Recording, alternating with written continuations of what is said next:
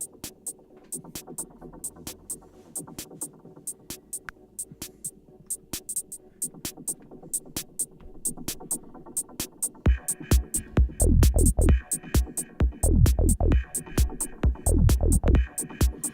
there we go.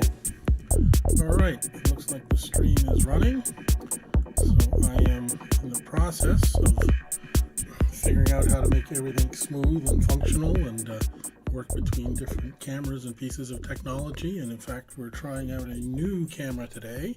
See how that one looks. A little bit fuzzy maybe. It's a cute little thing. Very, very manual, very, very unadjustable. I think I'm going to take it when I do workshops to get a wide shot of the room. I think it'll be absolutely perfect for that. Anyway, so here we are, and the topic today is lies, lies, lies, lies, yeah. And some of you with musical backgrounds may remember the Thompson Twins. That was a big hit way, way, way back when. And I actually used to sing that one back in the days when I was a bit of a gigging musician. But those are different times, different lifetime. Not the same anymore. Anyway,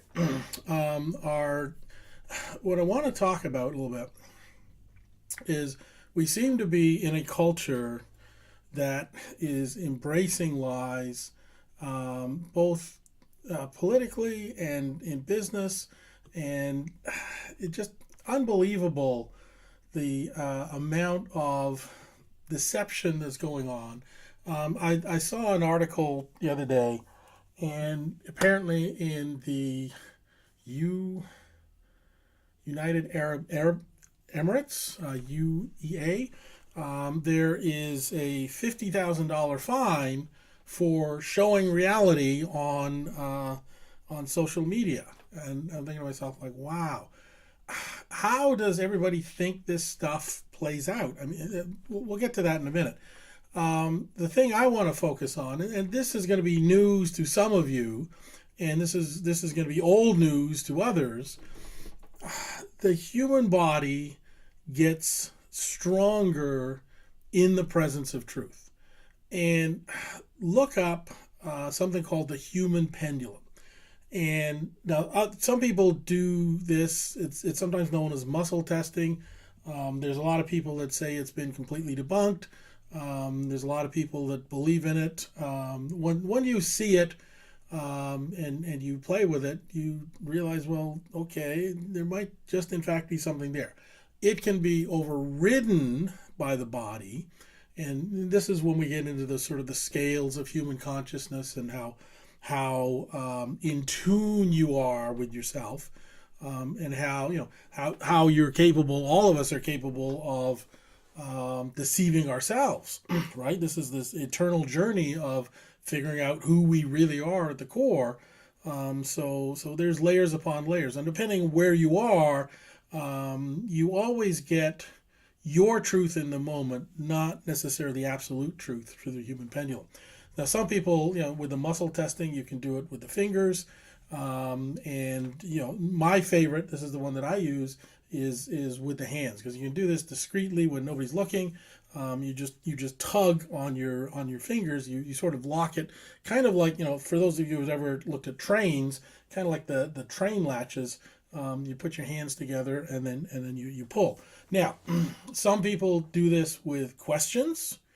Some people do this with statements. The way I was introduced to it, and if you look at the work of Dr. Give me a second. He's right there on the tip of my neurons.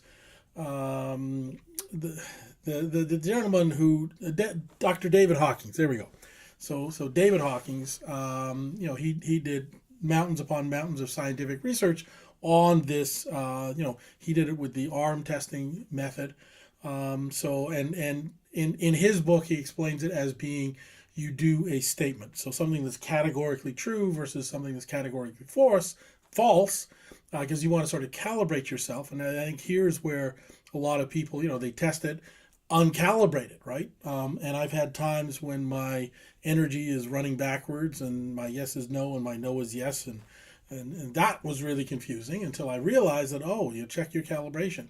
So you can do something like I'm a man, right? And then versus I'm a woman, and you can instantly feel a difference in how strong you are in terms of holding that grip, right? Or I'm located in Ottawa.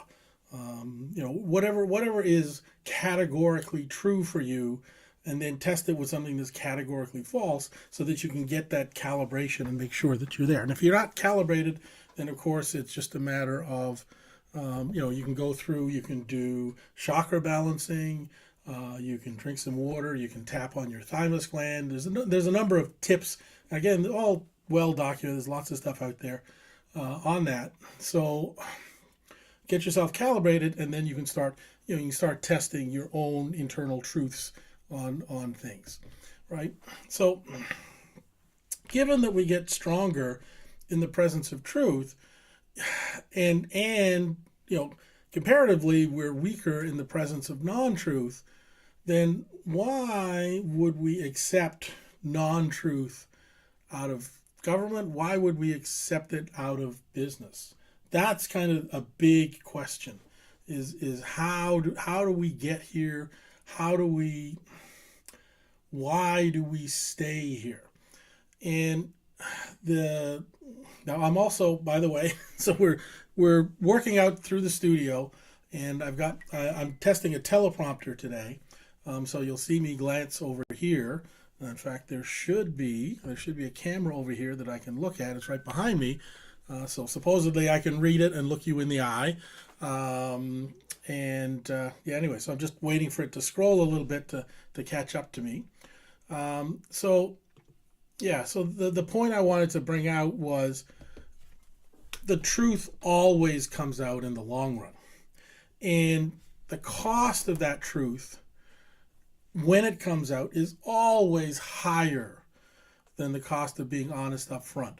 So, why are we insistent upon paying that interest? The cost of those lies.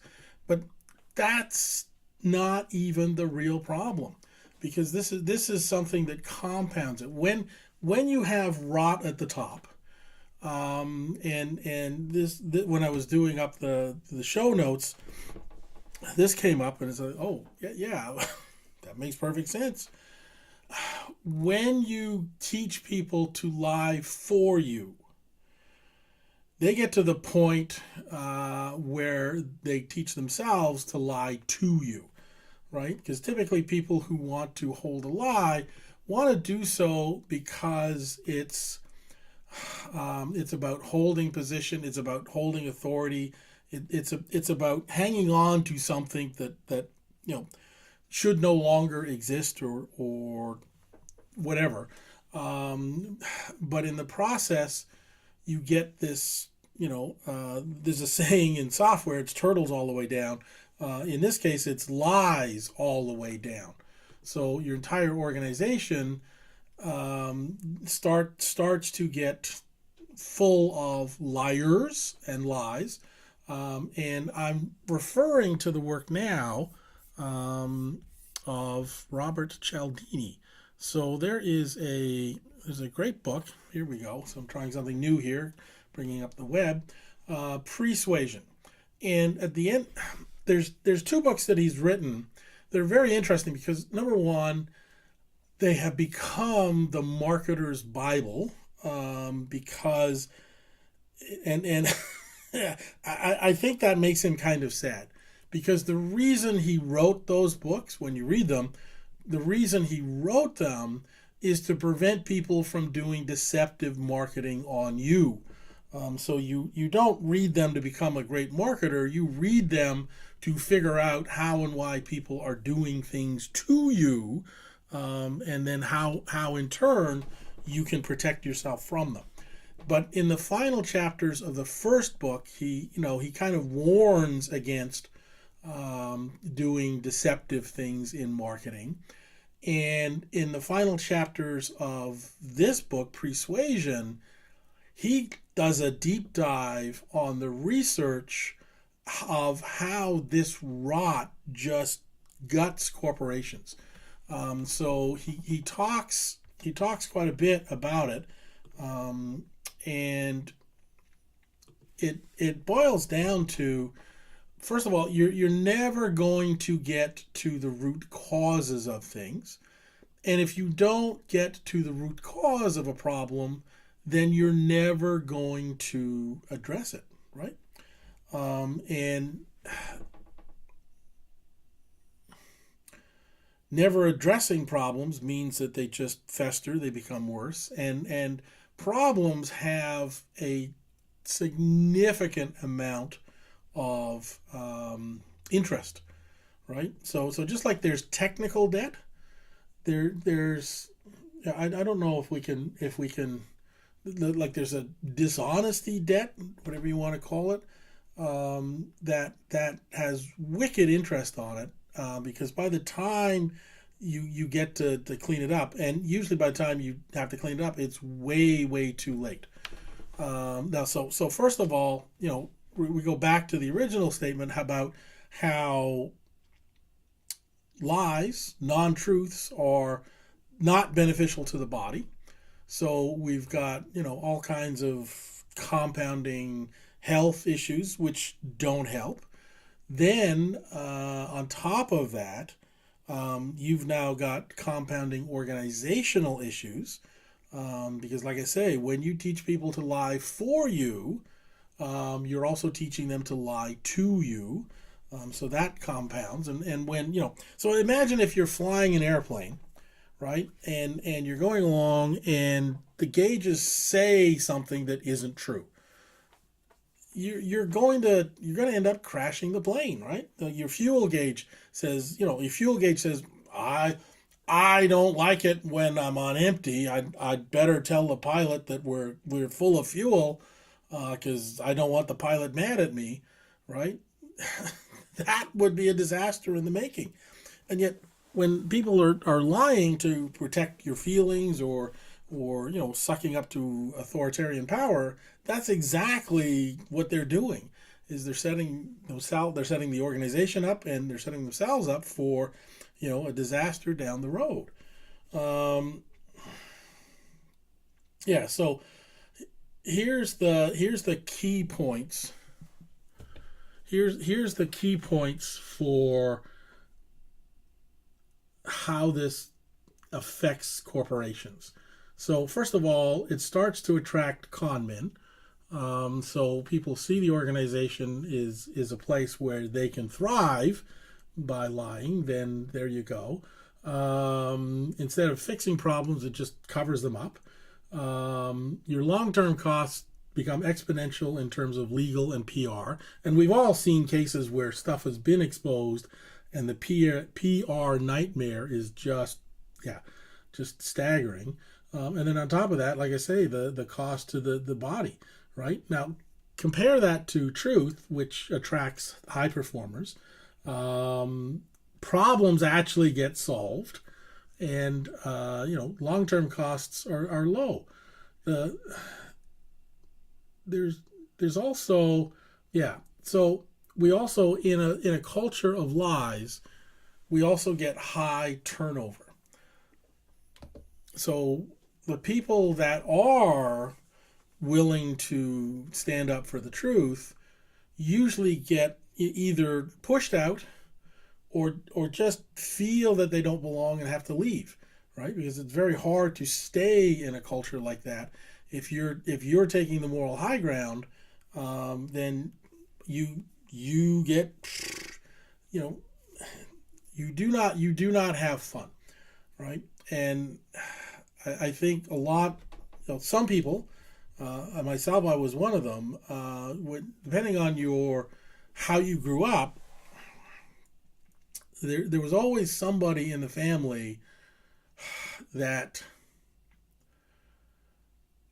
sort of understood what was going on, and because of that understanding, they had to be on eggshells all the time, because they never knew when the crap was going to hit the fan. I was one of them, and anybody in the audience that is one, you'll kind of know, you'll recognize, because you're always on high alert. You're scanning your environment all the time. You're looking out for anything and everything, and you're in that high fight or flight protect mode, because you never know when something's coming down the pipe, right? And again, that takes a lot of stress out of you.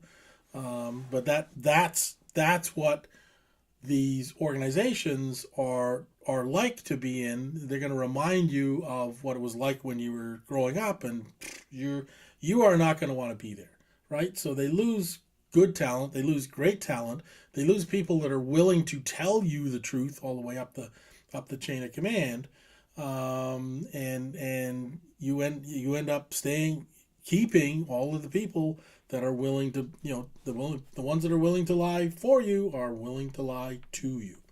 So is that the culture that we want? How do we change? I don't know how to fix this. I wish I did. I wish I had words of wisdom, but no, this is a tough situation.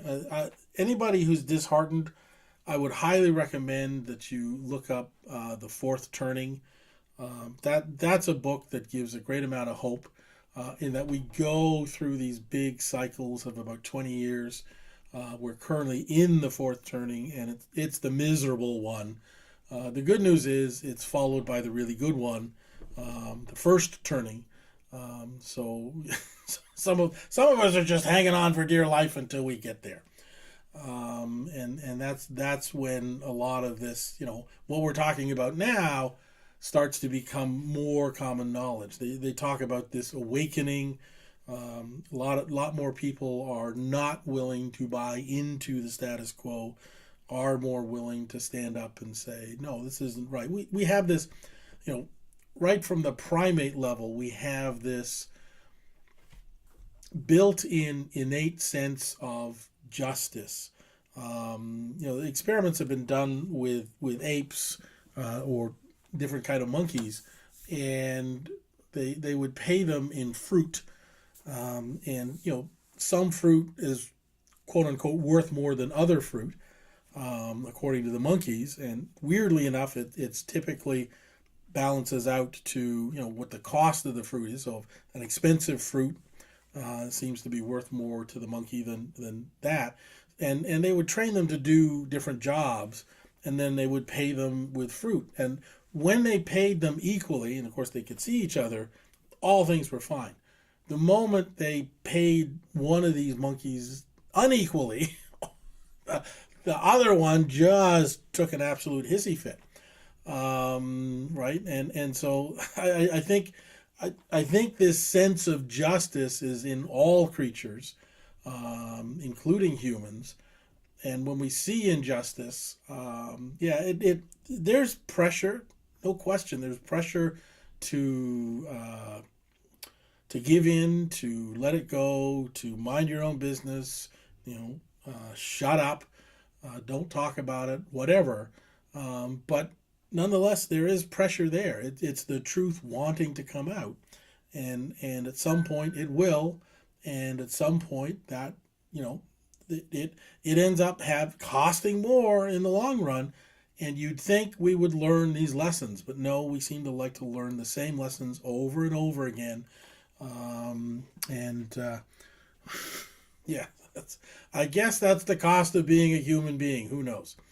Anyway, so that's enough of my rambling. This is kind of cool. I've done a couple new things today. Eventually, might get mildly good at them. Lather, rinse, improve, repeat, as we say. And thank you for putting up with my ums and ahs and stumbling through this, but I will keep going. And who knows, someday I might actually become good at this. So until then, I want you guys to have yourself an absolute wonderful time. And we will see you in the funny papers, as they say. And that's it for now. We will see you guys later.